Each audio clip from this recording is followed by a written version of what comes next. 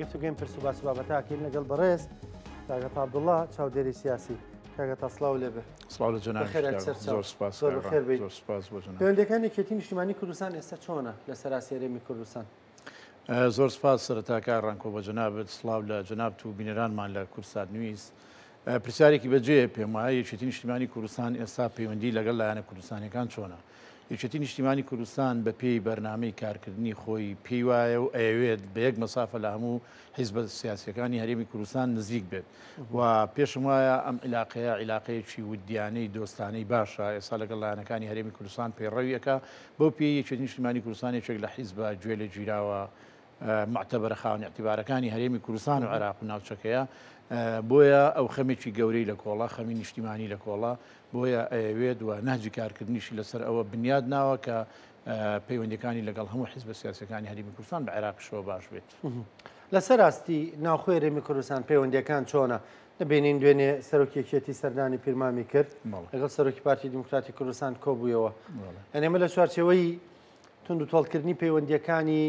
یەکێتیە لەگەڵ هێز و لایەنە سیاسیەکانی تر؟ بەڵێ تەبان جەنابەت ئەزانی بەتەکی دێمە پێ بە پێ لە هەڵبژاردننی ئەنجومەنی نوێنەرانی عێراق نزیکە بینەوە و بەو پێەیە هەرێمی کوردستانیش بۆ خۆی چێتە ناو ئەم چێبڕچێ سیاسیە گرنگەی ناو سیاحەی سیاسی عێراق و پارتی دیموکراتی کوردستان و یەکێتی نیشتیمانی کوردستان دوان لەو حیزبە گەورە خاوەن قاعدە جەماوەریان لە هەرێمی کوردستان کە بەشداری ئەم هەڵبژار ناکەن بۆ بخۆش جەنابەت ئەزانی حکوومەتی هەرێمی کوردستانیش لە دوای هەڵبژاردننی ساڵی 2024 بۆ خۆی شەشەمی پەرلەمانی کوردستان تا ئێستا پێک نهاتووە بۆیە ئەم پەیوەندیانە گرنگن و یەکێتی نیشتیمانی کوردستانیش پێی وایە ئەبێ پەیوەندی لەگەڵ هەموو لایەنە سیاسیەکانی کوردستان بە تایبەتی بە پارتی دیموکراتی کوردستانیشەوە پەیوەندێکی باش و دۆستانە بێەوە پەیوەندێک بێت لە ئاستی بەرژەوەندی خەڵکی هەرێمی کوردستان بێەوە پەیوەندێک بێ بچێتە بەرژەوەندی گشتی نیشتیمانی هەرێمی کوردستان بۆیە لەو چوارچێوەدا پێم وایە سەرۆکی یەکێتی نیشتیمانی کوردستان سەرۆکبافڵ سەردانی پیرمامی کردووە سەردانێکی سەرکەوتوش بۆ بخۆش جەنابەت دەزانی ئەو گفتوگۆ و لێک تێگەیشتن و سەردان و گفتوگویانی سەرمێزەکانی گفتوگۆ وا ئەکا کە لایەنەکان لە یەک نزیک بنەوانێ جارێک تیژ ئێڵم و پارتی دیموکراتی کوردستان و یەکێتی نیشتیمانی کوردستان حرمەتمان بۆ هەموو لایەنەکانی تر بەڵام گرنگتر لە هەر لایەکی تر زەرورە پەیوەندیان باش بێت. ناجی تۆنی قسەکردنی یەکێتی نەرمتر بووە گۆڕاوە بەرامبەر بە پارتی دیموکراتی کوردستان؟ من پێم وایە نەخێر نەهجی یەکێتی نیشتیمانی کوردستان نەهجێکی سابتی کارکردنە و لە کارنامەی خۆی ئەمەی ئەعلان کردووە بەڵام یەکێتی لە هەمان کاتدا هاوتەریب لەگەڵ ئەوەشە وەکو جارێکی تر عەرز دەکەمەوە پێی وایە و پێی باشە پەیوەندی لەگەڵ هەموو لایەنەکان ڕێک و ڕاست بێ و عیلاقەیەکی دۆستانە بێ بۆیە یەکێتی نیشتیمانی کوردستان سازشی لەسەر هیچ بابەتێکی سیاسی خۆی نەکردووە بەڵام لە پێناو بەرژەوەندی هەرێمی کوردستان لە پێناو دروستبوونی حکوومەتی هەرێمی تازەی هەرێمی کوردستان پێم وایە ئەم لێک نزیکیە شتێکی باشەوە لە مەسلحەتی خەڵکە بێ. یەکێتی ڕەخنی زۆر بوو لە پارتی دیموکراتی کوردستان دەیوێت ینی ئێمە هاوبەشی تەواو نین ینی لە حکوومەتدا بڕیار بەدەست نین لە نێو حکوومەتدا لەبەرەوە هەڵە و پەڵانشی کە حکوومەت دەنجامی داوە ئێمە لی بەرپرس نین ساڵێک لەمەوبەر ئەم قسانە دەکرا. ئێستا جیاوازە دۆخەکە یان هەمان نەهجی نەخێر کاک ڕانکۆ یەکێتی نیشتیمانی کوردستان پێی وایە فعلەن ئەوەی کە هەبووە لە ڕابردوو حکوومەتێکی پڕکەم و کوڕی حکمڕانی ئەم هەرێمی کوردستانی کردو ڕاستە یەکێتی نیشتیمانی کوردستان کارکتەرێک بۆ لە ناوەم حکوومەتەیە بەڵام پێشی وایە لە هەندێکشن هەست بە غۆبن کراوە هەست بە غەدر کراوە و هەندێک ناوچە ئەکرێ بڵین پراوێز کراوە یەکێتی دەنگی زوڵاڵی هەڵبڕیوە بۆ ئەمە بەڵام جەنابەت ئەزانی ئێمە لە هەرێمێکیان پێوتێ هەرێمی کوردستان و لە چوارچێوەی عراقی فیدراڵین بە پێی دەستور چارنووسمان بەیەکەوەیە یەکێتی و پارتیش دوان لەو حیزبە گەورانن دوان لەو کارکتەرە سەرەکی و کاریگەرانی ناو گۆڕەپانی سیاسی هەرێمی کوردستانن بەبێ یەکێتی و پارتی بە حقیقت ئەوە بەرچاوی هەمووانەوە و لە بەرچاوی دنیا سەلمێنراوە لە ساڵانی ڕابردوشا بەبێ یەکێتی پارتی ئەم کوردستانە بەڕێوە نەچووە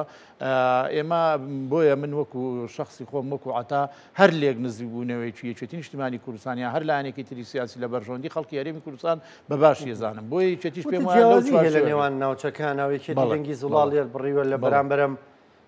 نەعەدالەتیان نایەکسانی لە نێوان ناوچەکاندا پێتان وایە حکوومەت جیاوازی دەکات؟ طبعا لە بەرامبەر ئەو پرسیاری جەنابەت کە وتت ئایا یەکێتی نیشتیمانی کوردستان ئەبێ مرونەتی نوان دەبێ بەرامبەر بە پارتی نەخێر بەرامبەر بە داخوازی خەڵک و داواکاریەکانی خەڵک و خزمەتگوزاری لە هەر ناوچەیەکی کوردستان لە زاخۆ بۆ کفری و بۆ خانەقین یەکێتی نیشتیمانی کوردستان پێم وان نییە لەسەر ئەو نەهجی کارکردنی سازش بکات بەڵام لە پێناو بەرژەوەندی خەڵکە لێک نزیک بوونەوە دروستە بەڵام حکوومەتتی هەرێمی کوردستان پێشتر هەمومان ئەزانین بەداخێکی گرانەوە یعنی جیاکاری کردووە لە نێوان ناوچەکانەوە لە هەندێک شوێن خدمات بە شێوەیەکی بەرچاو هەبەوە لە هەندێک شوێنەوە بە تایبەتی لە شاری سلێمانی و لە دەوروبەری ئەکرێ بڵین پارێزگای سلێمانی و هەڵەبجەیە لەم زۆنە ئەوەی کە بەچوی خۆمانە بینی جیاوازێکی گەورە هەبووە لە پێشکەشکردنی خدمات لەگەڵ ناوچەکانی تر بەراوردێتیان حکوومەتە خەڵک لێرەیەکێتی بە بەرپرسیارەزانێ لەبەرەوەی ئەو دەسەڵاتی ڕەهای هەیە لەم زۆنە با بڵێن دەسەڵاتی ڕەهای هەیە لە ڕووی چیەوە دەسەڵاتی ڕەهەیە تۆ بخۆ جەناب زانی ئێستش لە لوتکەی هەرمی دەسەڵاتی ئیداری ئەم شارە پارێزگارە بەڕێزەکەی یەکێتی نییە بەڵام یەکێتی کە خەڵک داخوازی لێ هەیە تموحی بە یەکێتی هەیە چاوەڕوانی گەورەی لە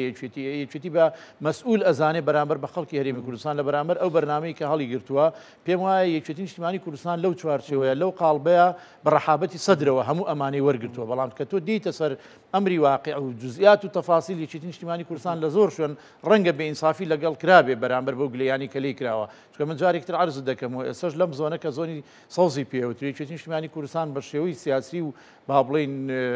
ئیداری تا حدێک حکمڕانی ئەم ناوچەیە بەڵام بەرپرسە ئیداریەکانی بەشی هەرە زۆری وەکو باسمان کرد هەندێک لە قایمقام بەڕێزەکان هەندێک لەم بەڕێوەبەری گشتێبەکان هەندێک لە بەڕێوەبەرەکانی یەکێتی نین بۆچی یەکێتی ئەبێ بەرپرس بێ لە هەمووی وتت پارێزگار یەکێتی نییە دەزانین بەڵام گۆڕانیش نییە ئێستا بەڵێ بێلایەنە بێلایەنانە مامەڵی کردووە من ئەوەی کە ئەیبینم ئومێ دەکەم کوڕیەکان بەشێکێکێتە ئەستۆی ئەو لانی داری بە تەشید ینی خۆ جناب دەزانین ڕاستە ئێستا ئەگەر جنابیشی بدوێنی جنای پارێزگار بدوێنی ئەوش گلەی لە حکوومەتتی هەرێمی کوردستانەیە گلەی لەو دەسەڵاتی ئەنجومەنی وەزیرانە هەیە کە لە هەولێر لە پایتەختی هەرێمی کوردستان حکمڕانی هەرێمی کوردستانەکە من پێم وایە بەشێک لەو دەسەڵاتانێکە لە ئەنجومەنی وەزیران کاتی خۆی کە لێرە لە سلێمانی ئەنجومەنی پارێزگای سلێمانی دەنگی هەڵبڕیوە داوای کرد ئەو دەسەڵاتانە شۆڕ بکرێتەوانێ هەم لە ڕووی ئیداری و هەم لە ڕووی مالیەوە بەشێک لەوانە نەکرا ئەگەر بکرا ئەو کاتی ئێمە باشترە ماتوانی گلەی لە دەسەڵاتدارە ئیداریەکانی خۆمان لەم شارە بکەین کاگەتا یەکێتی وەکو پێشتری ئاماژەمان پێکرانی گلەی زۆر بوو ڕخنەی زۆر بوو لە کابینەی نوێم حکوومەتتی هەرێمی کوردستان بەڵامەوە ساڵێک وا نزیکە بینەوە لە ساڵێک هەڵبژاردن کراوە خەڵک دەنگی داوە بە یەکێتی بۆی کە ئەو پەیڕۆ پرۆگرامی کە هەی بوو لە هەڵبژاردنەکانێنی جێبەجێ بکە حکوومەت پێک نەهاتووە بۆ حکوومەت پێک نایەن من هیوام وایە مەفهومەی من غەڵەت نەگا ینی بە هەڵە نەگاتە هاوڵاتیان یەکێتی نیشتیمانی کوردستان لەگەڵ دروستکردنی دەستبەجێی کتوپڕی حکوومەتتی هەرێمی کوردستانە بەڵام ئەم بەڵامە ناوێ حکوومەتێک بێ بە هەمان نەمەت و شێوازی جاران حکوومەتێکی تاگڕۆ بێ ئەوەی کە باسمان کرد جیاکاریک پا